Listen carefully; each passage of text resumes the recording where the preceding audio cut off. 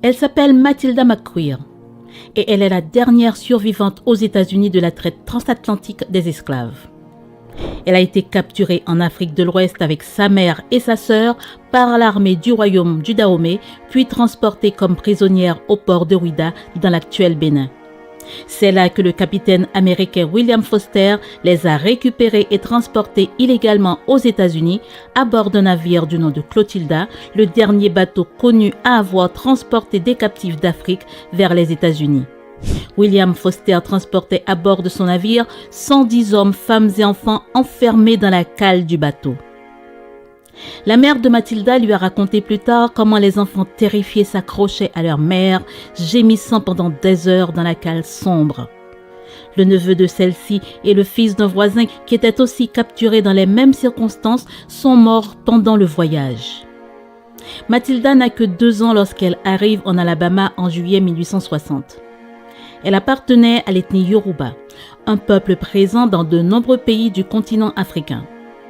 Avant d'être rebaptisée Matilda aux États-Unis, elle portait le nom d'Abaké, qui signifie « née pour être aimée de tous ».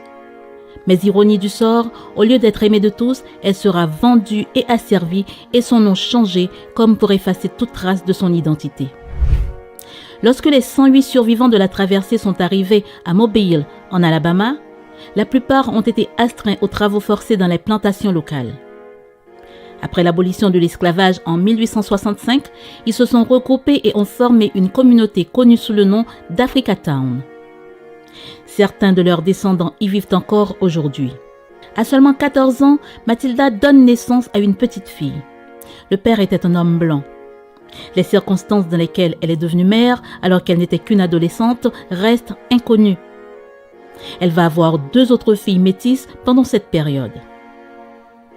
Elle ne s'est jamais mariée, mais a eu plusieurs autres enfants avec un Américain d'origine allemande.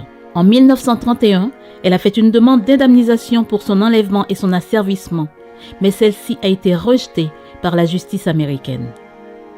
Matilda McQueer est décédée en 1940 à l'âge de 83 ans. Elle reste à ce jour la dernière survivante connue de l'esclavage des Noirs aux États-Unis.